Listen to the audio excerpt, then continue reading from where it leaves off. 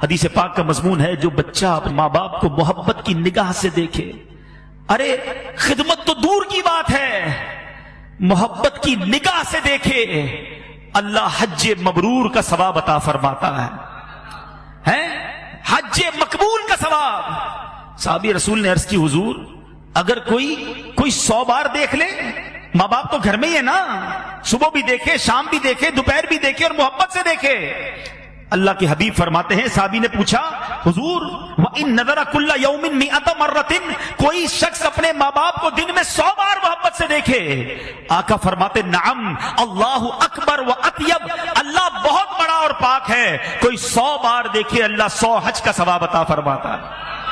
ارے جنت گھر میں ہے، حج مبرور گھر میں ہے، ان کی دعائیں سبحان اللہ۔ اللہ کے حبیب فرماتے ہیں سنو، جاتے ہو نا ادھر ادھر دعائیں کرانے، ٹھیک ہے بزرگوں سے دعائیں کرانی چاہیے، ٹھیک ہے ہمیں لوگوں سے دعائیں کرانی چاہیے، سبحان اللہ۔ اللہ کے حبیب علیہ الصلوۃ والسلام فرماتے ہیں کہ دعائیں کس کی قبول ہوتی ہیں؟ نبی پاک فرماتے ہیں کہ جو مقبول دعائیں ہیں نا، مظلوم کی دعا، مسافر کی دعا اور والدین کی دعا، اور ایک حدیث میں صراحت کے ساتھ کہ والد کی دعا اپنے بیٹے کے حق میں اللہ کی بارگاہ میں مقبول ہوتی ہے۔ بیٹھ جاؤ نا ماں باپ کے قدموں میں، بیمار ہوں ماں دعا کر دے، ابو دعا کر دے۔ اچھا ایک یہ پتہ کیا ہے، ایک تو یہ ہے کہ ہم کہیں دعا کر دیں، ماں باپ بہت کمال کی چیز ہے، یقین کرو جن کے ہیں انہیں پتہ ہے، اور ہمیں تو یاد ہی رہ گئی اب کہ جب کہو نا دعا کر دیں، وہ دعا ہی کرتے تھے۔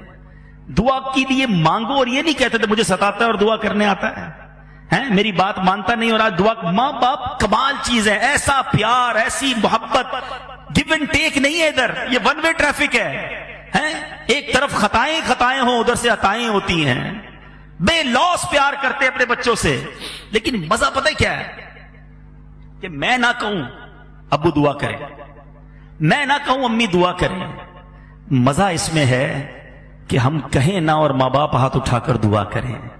ایسی خدمت کرو، ایسی دعائیں لو، ایسی ان کے دل میں جگہ بنا لو کہ وہ نہ ہو، آپ اکیلے میں وہ ہو، نماز پڑھ رہے ہو آپ کہیں اور ہو، اور وہ ہاتھ جا کر دعا کریں یا اللہ میرے بچے کو بخش دے، میرے بچے کے راستے کھول دے، اے اللہ میرا بچہ پریشان ہے، اللہ اس کی مدد کر دے، اے اللہ میرے بچے پر مہربانی کر دے۔ یقین کرو یہ جو دعا ہے نا، یہ عرش تک جاتی ہے، یہ تمہیں وہاں پہنچا دے گی جہاں تمہارا تصور بھی نہ ہوگا۔ کتنی بار یہ واقعہ سنا ہے حضرت موسیٰ علیہ السلام والا کہ ایک بار حضرت موسیٰ نے اللہ کی بارگاہ میں عرض کی یا اللہ میں جنت میں اپنا پڑوسی دیکھنا چاہتا ہوں۔ اللہ نے فرمایا موسیٰ پیغام ملا فلاں علاقے کا کسائی تیرا پڑوسی ہے۔ حضرت موسیٰ حیران میں اللہ کا نبی پڑوسی کسائی، ڈھونڈتے ڈھونڈتے پہنچے، طویل واقعہ ہے، پتا چلا کہ اس قریب کے 2 بوڑھے ماں باپ تھے، اپنے ہاتھوں سے نوالے بنا بنا کر اپنے ماں باپ کو کھلاتا تھا۔ حضرت موسیٰ نے کہا بیٹا یہ بتاؤ تیری ماں تجھے کوئی دعا دیتی تھی؟ باپ کوئی دعا دیتا تھا؟ کہ جب بھی خدمت کرتا تھا نا، کھانا کھلاتا تھا تو ماں باپ دعا دیتے تھے یا اللہ ہمارے بچے کو جنت میں موسیٰ کا پڑوسی بنا دے۔ نبی کا پڑوسی بنا دیتی ہے دعا۔ اور حضرت موسیٰ نے کہا بیٹا تیرے ماں باپ کی دعا قبول ہو گئی ہے، تو ہی جنت میں میرا پڑوسی ہے۔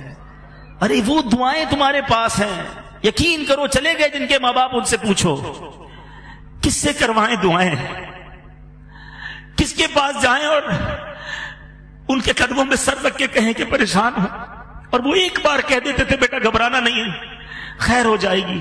ہمیں ایک آسرا ہوتا ہے کہ والد ہے سر پہ، آسرا ہوتا ہے کہ ماں ہے پیچھے، پریشان ہوں تو وہ بھی پریشان ہو جاتی تھی، ہم بیمار ہوتے تھے نیند اسے نہیں آتی تھی، تکلیف میں ہم ہوتے راتیں وہ جاگتی تھی، گھر میں سب سو جاتے تھے، ہم گھر میں نہ آئے ماں جب تک جاگتی تھی۔ زندگی کے کئی موڑ آئے جب سب کچھ چلا گیا، مگر والد نے کہا گھبرانا نہیں، میں ہوں نا، ہمیشہ حوصلہ دیا، ہمت دی۔ آج نہیں ہے ماں باپ، جس کے نہیں ہے اس سے پوچھو، کتنا ہی بڑا کیوں نہ ہو جائے، کتنا ہی طاقتور کیوں نہ ہو جائے، کتنا ہی مال کیوں نہ آ جائے، کتنی ہی دنیا میں عزت کیوں نہ ہو جائے، ماں باپ کی کمی پوری نہیں ہوتی۔ یہ وہ ہیں جن کے بغیر، جن کی کمی کوئی پوری نہیں کر سکتا۔ میرے بچوں، میرے بھائیوں جن کے ماں باپ ہیں خوب خدمت کرو. بعد میں یاد آتا ہے میں اور وقت گزارتا, میں اور خدمت کرتا, میں اور دعائیں لیتا. خدا کی قسم یہ بہت بڑی نعمت ہے. صلو علی الحبیب صلی اللہ تعالی علی محمد. مجھے اپنی اور ساری دنیا کے لوگوں کی اصلاح کی کوشش کرنی ہے انشاءاللہ.